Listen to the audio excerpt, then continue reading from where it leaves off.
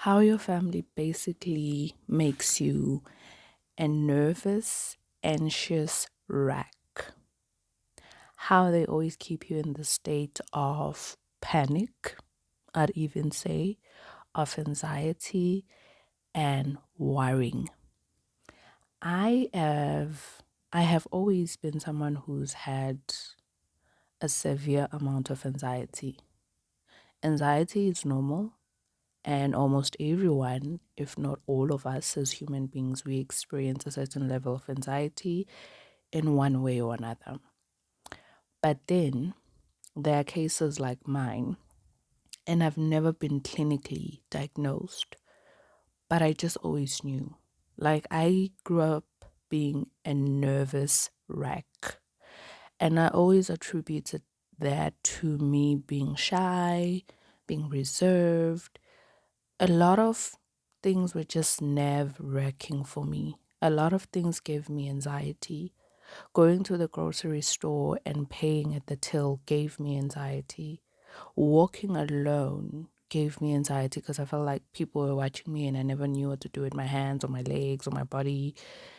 A lot of typically minor things just gave me anxiety, you know?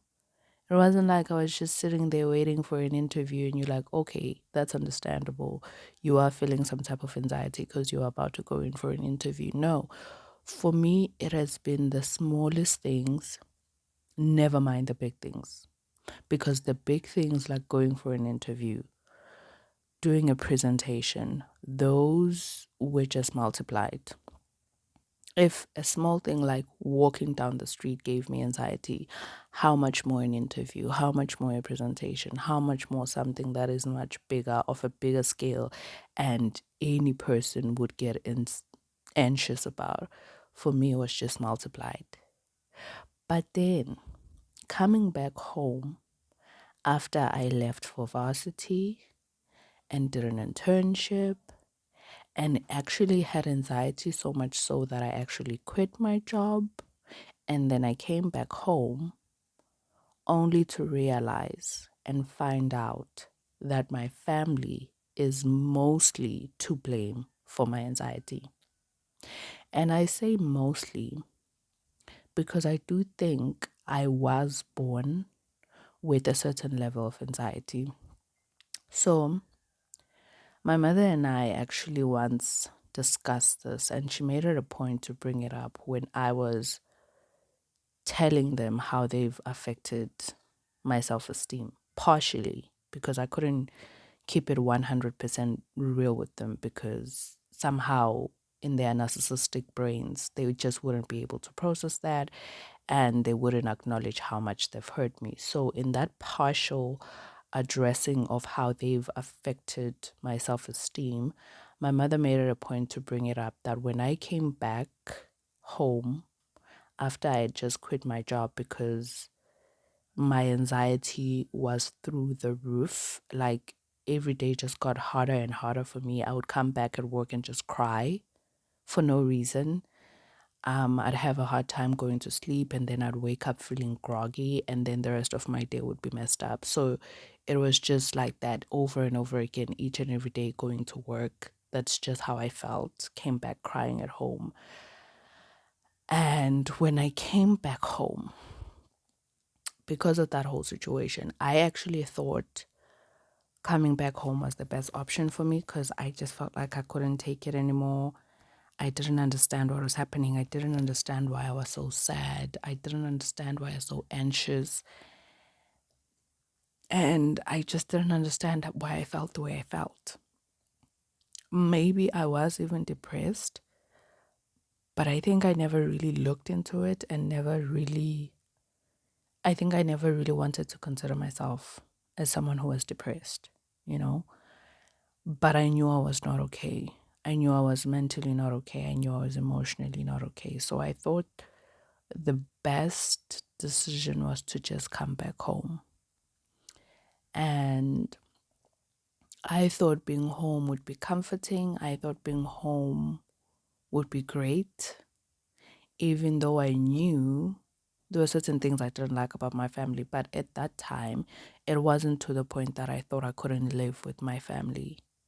It was just like little quirks, low annoyances, but like almost like how we always say, yeah, every family has their own stuff, and we think like, okay, so I should tolerate my family's stuff because every family has their own stuff. I no longer believe in that mentality. If that kind of family stuff that your family has is intolerable, if it's affecting you, then no, you don't have to tolerate that just because every family has their own stuff. I think like people just say that to console themselves and kind of give themselves maybe a reason or permission to just stick around for the pain because every family has their own stuff. I also think it's the people who are toxic who also say that within the families just because they don't have the balls or the guts or the self-awareness to deal with their own crap that they are imposing on other people. So this just becomes the saying that, oh, every family has their own stuff. No, you are toxic, you are dysfunctional, you have issues, and you are hard to live with. So I don't have to stick around for that just because every family has their own stuff. But I digress. So I came back with that mentality that, yeah, these things were not a big deal to me. Like things that happened in the past, things that I did kind of look back on even at that time from my childhood and realize that I didn't like it when my family treated me like that. I didn't like it when they did that. I didn't like it when they said that. I still didn't take it seriously. I wouldn't have said it was emotional or verbal abuse. And I definitely wouldn't have said I had suffered from narcissistic abuse because I didn't even know that my family, my mother and my sister, were narcissists. I didn't know that they had abused me, essentially. So I quit my job. I come back home thinking it's a safe space. Let me go back home. It's a safe space. But before I continue, I think it is worth saying that even though I did come back to the space that I thought was safe, and it really wasn't, and it just made things worse for me mentally, I think this is what the Lord led me to. And in some ways, I'm kind of glad I came back home because then I kind of discovered what was wrong. I think if I didn't come back home and I went on just working and living somewhere else, I don't think I would have discovered the problem that was deeply rooted in my family and the anxiety that was caused by them and the abuse um that they inflicted on me. So, come back home thinking safe space. I need to just mentally restart. I need to refresh, come back home. And when I come back home, my mother and I just kind of talk through what I've been feeling. And at this point, I still trust her, even though for most of my childhood, she has just never been able to be there for me emotionally. And to some extent, I kind of knew this, but I think when you are a child of an emotional abuser, of a narcissistic mother, you keep trying because you don't understand what's happening. So you keep trying to kind of like reach your mother emotionally. You keep telling her your problems. You keep sharing stuff with her. You keep hoping one day she's going to be proud of you. You keep hoping that one day she's really going to hear you and put herself in your shoes. You keep hoping she's just going to be in tune and have that motherly instinct to just kind of get you, not like read your mind or anything. It's it's an unfair request on anyone to just like being like, oh, she's my mother. She should just know when something is wrong. But she should have some motherly instincts, that kind of just give away something, like just something. So I was still at that phase of just like trying to just still like not trying, just I was just still sharing with my mother, even though I was aware at that time that sometimes my mother just doesn't emotionally show up for me or doesn't put herself in my shoes or just doesn't understand or even shuts me down. Like one time, I remember because I studied and I got funding from NSFAS. And I remember when I was about to graduate and I was like just still home, I think for the holidays. So like I had just finished my last year doing my degree and I was at home. And then I think it was January. And then I found out that NSFAS hasn't paid like my full tuitions, which means there could be a possibility that I might not graduate. So I was supposed to graduate in that year, which was 2019 in April. So finding out in January, like, oh my word, NSFAS hasn't paid my fees. And I was just kind of like having this freaking out moment. And my mother just quickly shut me down, like, you're not going to worry about this. And this might seem like it sounds like the right thing to say, like, oh, don't like worry yourself about this. Don't like frustrate yourself about this. It might seem like it would maybe in some cases be the right thing to say, but how it feels and how she says it tells you that it's not the right thing that she should have said. It's not what you needed to hear. It's not what you wanted to hear.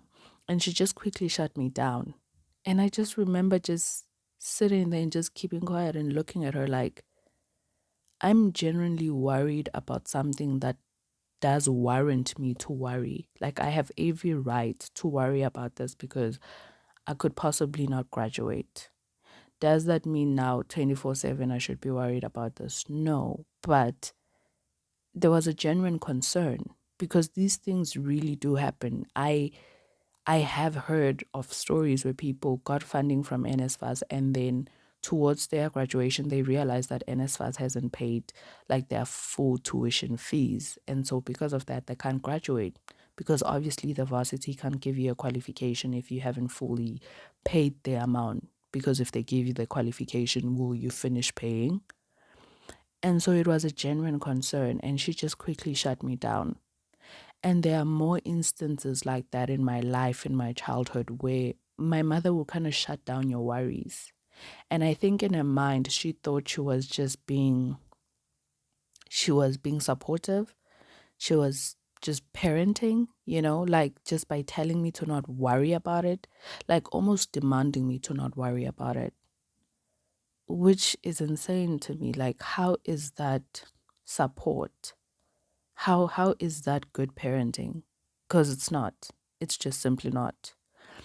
And so when I came back home and my mother and I were discussing, when I came back home after I had just quit my job because of my mental issues and emotional issues, that made it harder and harder for me to go to work.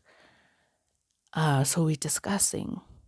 While I'm aware of the fact that sometimes she does shut down my emotions, but I think I was still in the position of just, you keep trying. You somehow, this is the most frustrating thing and sad thing when it comes to emotionally unavailable people, even if it's like your significant other or friend or family member.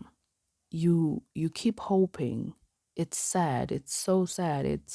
It's heartbreaking when I think about it because even with like, because I remember there was this one guy that I dated. Now I see that the reason I dated that kind of guy, it's because of the pattern within my own family, because my family is emotionally available. My own mother is emotionally available, emotionally unavailable. So that's what I went after, you know? Like a lot of our dating habits or dating choices are also mostly influenced by how we grew up and how we understood love. And so for me, I think I subconsciously, because I wasn't aware of it fully, subconsciously, I thought love was someone who just kind of brushes you off because that's how my mother has treated me. Even though she doesn't think she's treated me that way, but that's definitely how she has treated me because I'm at a point where I affirm my own reality, whether she believes it or not. Because if she heard this, she would like even cry in disbelief of how I think she didn't love me enough or she brushed me off. But I'm at a point where I have to affirm my reality. My mother essentially just brushed off my emotions, whether they were joy or sadness, she just brushed them off. And so that's it, that's what I fell for when I fell for this guy. And he was just emotionally excuse me. He was just emotionally unavailable. And when I was talking to my mother, I feel like I've just lost my train of thought. Yeah, I feel like I kind of lost my point because I wanted to say something about that guy, but it will come back to me. So there I was, just came back home. I've just quit my job. And my mother and I are talking through this, and she says something to me in the lines of, I was a baby who cried a lot. I was a baby who seemed to not be emotionally okay. This leads to the point where I was saying that I think I was kind of born with some level of anxiety or some level of sadness. I don't know if that's a thing. It sounds weird saying it, but this is why I don't contribute my anxiety entirely on my family, even though they did mostly affect or contribute to the level of anxiety that I've had to deal with. So let's say 90% was them, because honestly, it was. And then the 10% was something that I was just born with. So I'm talking to my mother, and I'm just telling her how I just felt out of place. And at the time, I just still thought it was the profession, because I studied something that I didn't like, but I didn't know I wouldn't like. I mean, I think when I did my degree, I mentioned in another episode where I was just like kind of giving my life story, like my timeline of my life, that I went to TUT first and then dropped out for financial reasons, and then I ended up doing my degree at UJ. So that's when I officially just graduated. So when I studied at TUT, I studied IT, and I hated it. I hated it.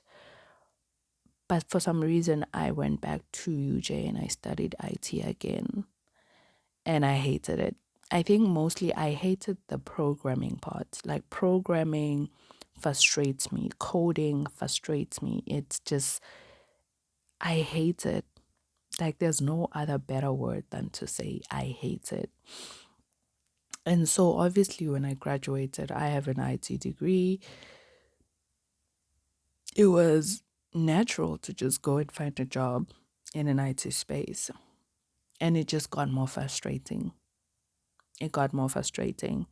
And so when I came back home, I still attributed a lot of my anxiety to the fact that I was in a profession that I didn't like. Not only did I not like, I didn't get.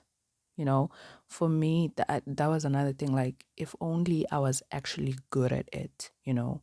Maybe I didn't like it, but I was actually good at it. But I wasn't good at it. Like, a lot of my job, a lot of what is considered to be like in the IT profession has to do with programming and coding, which I hated.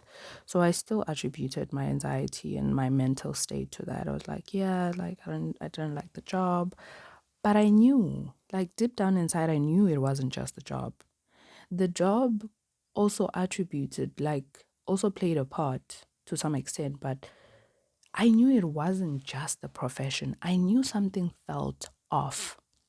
Like, I couldn't put my finger on it. I didn't understand where it was, but it felt like I just had a void inside of me. Like I had, like something was hurting. Are you like, because I know I'm one of those people. Are you one of those people who gets hurt, like physically? Like, maybe you bump into something and then in a couple of days later, you're like, why is it painful here? Like when you touch somewhere, like I know what you mean. Like usually in my legs, I'll bump into something and think it was nothing and not feel pain. And then maybe a week later, I see like a green spot, and then I touch it and then it's painful. And I'm like, wait, what happened here? And I don't remember what even happened, but now it hurts. I see it, it hurts. So that was almost like what I was feeling emotionally. Like it felt like I had bumped into something or something had hurt me, and I didn't even know what it was. You know, felt like something was hurting, but I didn't know what it was. Because if you just broke up with someone or you just got dumped, you know what hurts. Like my heart is hurting because I just got dumped. But for me, it felt like I didn't know what was hurting, but something was hurting. Yes, the profession that I was in frustrated me and I didn't like it. And I felt like I didn't fit in that mold, but something else was hurting. So there we are, my mother and I just kind of like untangling this. Like I'm telling her, I feel sad. I cry for no reason. I feel out of place. I feel like I'm not really myself. And I'm expressing myself to a woman who's incapable of empathy, of putting herself in my shoes, but she's my mother, right? And that's what mothers are for. You share things with them, you share your pain with them, you get advice from them, they listen to you. So I'm still just like in this mode of just thinking this is a normal mother daughter relationship, even though there have been instances where I've been shut down and my mother has proved herself to be emotionally unavailable. But I'm still trying. I'm still trying.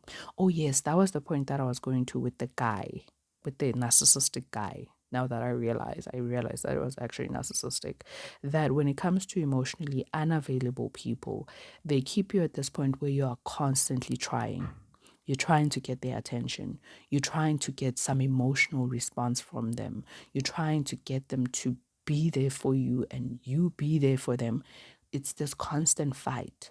So, with that guy that I dated because of my childhood and how I experienced love, that's what I also saw, that I was always fighting for his attention.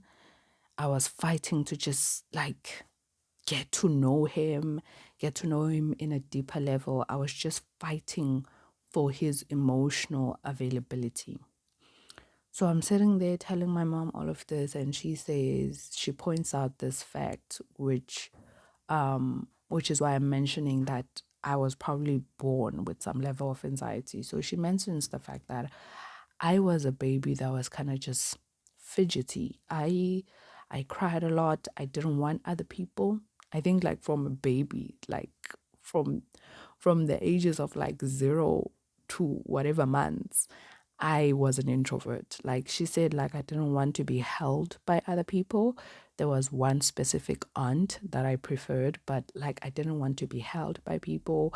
I would easily cry. I would easily get annoyed as a baby. And so I'm like, yeah, that's true. That's true. Um, that was later in 2019.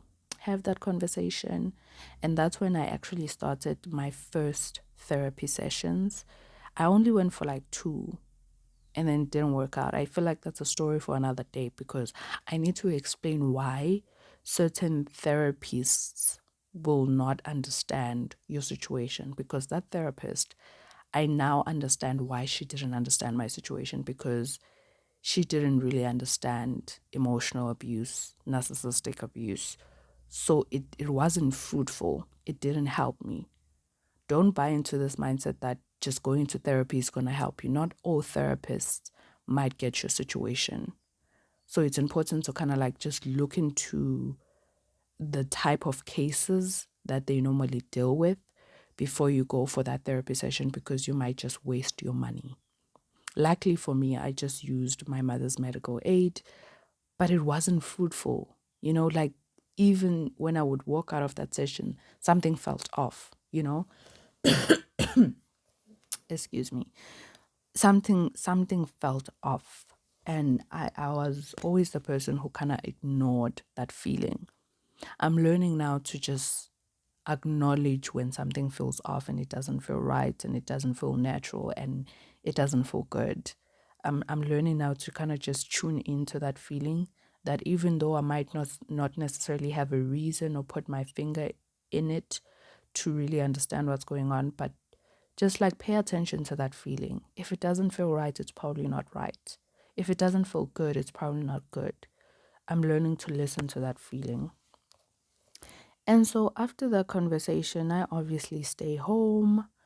I'm like, yeah, I'm going to be okay. And for the first couple of months, I was honestly okay because I think I needed a break from an IT environment because IT for the past 6 years at that time was all I just knew, all the way from TUT to UJ to me working in an IT space. So I think my brain was kind of refreshed in that sense that I wasn't in this profession that was frustrating me all the time. So I felt good for a couple of months. And then I started not to feel good. And then that feeling came back up again. And it made me so sad to have that feeling come back up again because then I started thinking, is this how I'm just always going to feel? No matter what happens in my life, am I just always going to be sad? Am I always just going to feel empty? Am I just always going to feel unworthy? Am I just always going to feel like something is missing? Am I always going to feel anxious? Am I always going to be a nervous wreck? Oh, and during this time when I'm not okay, when I'm starting to not be okay, now this is like late 2020 and all throughout 2021, and I'm starting to not be okay again. So now it's like I'm not in the IT space. So that's obviously not the problem. It's not like my work is frustrating me. I'm unemployed now, okay? And I've been trying to look for another job at this point and I'm not finding a job. And I'm just like, what is happening? Why am I feeling this again? And during that time, I start noticing, and this is a time where, because I only discovered now in 2022 that my family they are narcissists and that they've emotionally abused me. So in 2020 and 2021, I'm still just like in the dark about what's really happening. But I start to pick up certain things. Those things that I said that when I came back home, I knew that my family had their own quirks and annoyances. They start coming up and they annoy me, obviously, again. And they hurt me more than anything. But I also start noticing, and I think I started noticing this with my sister, that she she has anxiety of her own. And because my sister is extroverted, this just like bubbly person and seems confident, it's something that I didn't necessarily think she would have, like anxiety. But I noticed the anxiety and her own nervousness in the sense that she would actually make me panic about stuff, you know? Like, let's say maybe we're running late to some place, and I'm just like, okay, we'll get there when we get there. But then she would be maybe in this mood of like, no, no, no, we need to get like it was because I'm empathetic. I am I draw people's emotions. I started realizing that sometimes when I'm anxious or nervous or worried, it's not mine. Like I don't know what this is called and I bet there's a term for it, but I draw other people's emotions. Like I can read a room and if somebody's sad, somehow I'll also be sad. Like I can like emotion people's emotion and I'm also learning to not do that, even though I don't know why I do it, but I'm learning to just like kind of let people feel what they are feeling and not just like take it upon myself. I easily feel for people and I easily feel other people's emotions. And so I started noticing that some of the anxiety that I have is not mine. Like it would be my family's anxiety. They would be the ones who are actually in this panic or nervous mode or anxious mode. And then I would take that upon myself and then I would just go with it, you know? And so I started noticing that pattern. I started noticing that, like, no, man, sometimes I'm not the one who's nervous. But my sister has this way of masking her own way of being nervous. And because I take someone's feelings, I then I then show that I am nervous. I then show a certain level of anxiety higher than what she's showing because she can mask it, you know? And I couldn't mask mine. And throughout those 2 years, me starting to understand that some of the anxiety that I have is because of them. And not only because sometimes they are anxious, but because sometimes it seems like they deliberately, even though I don't think in their own minds, they think it's intentional, but it seems like they just sometimes want me to worry. Like, I don't know how to explain it, but I think they just want me to worry. And if I'm in a state of being calm and just not worrying, not being anxious, I sometimes see it like they inflict, like, it's in the way sometimes they say things that you feel like, oh, you should be worried about this. You should be anxious about this, which is crazy, especially when it comes to my mom, because, like I said, my mom will shut your emotions down when you are worried about something. But at the same time, she is the same person who will cause worry in you. It's confusing and it's annoying, and it's the personality trait of a narcissist. So sometimes it's the way they say things or the way they do things that they kind of want you to worry. I really don't know how else to explain this, but if you have a narcissistic, emotionally or verbally abusive family, I think you will start to notice this. You will start to notice that it seems like sometimes they want you to worry. It's one thing that sometimes they are themselves actually worried, and then that kind of gets like pushed to you. But sometimes even if they are not worried, it's like they want you to worry. It's the craziest thing. But that's what I started noticing. And towards the end of 2021, I got depressed. And that time, because when I was working, I didn't like really think I was depressed, and I couldn't classify myself as depressed, but whoa, towards the end of 2021, I got depressed. It was, I think it was a number of reasons. The fact that at that point I was still unemployed, because when I quit my job, I told myself that I needed a break, and then I was going to get back to it. But then when things just didn't work out, that also started to affect me. But another main reason that I ended up being depressed is because now I was in this environment where anxiety was superimposed on me. Worry was kind of just like handed out and dished out. And my self esteem was getting a beating. I was being emotionally abused and I was still not aware of it.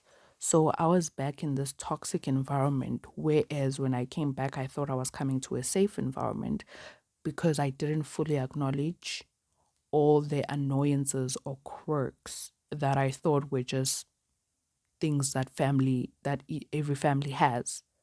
But the things that I thought every family has were the very things that were affecting me and even led me to depression. It got so bad that waking up was hard, going to sleep was hard, just existing throughout the day was hard.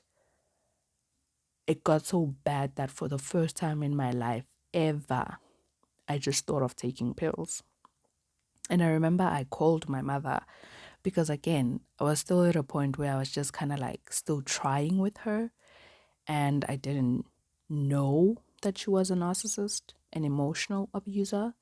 So I called my mother one day, and this is like a whole story for another day, but I called her. I'm sitting at home and I'm just like, I'm not coping. I'm not okay. Like, I wasn't eating right. I wasn't taking care of myself. Even taking a bath was a mission. I called her and I told her that I want to get anxiety pills. And then she came over and she drove me to the doctor, which was nice of her, which was. She drove me to the doctor, and when I got to the doctor, I was actually praying that she doesn't enter with me in the doctor's office, and she didn't, because my mother can just sometimes, like, you know, just be there. Like sometimes parents, just give me some space. So I was glad that she just gave me that space, and I went into the doctor's office and I just told him that I'm depressed.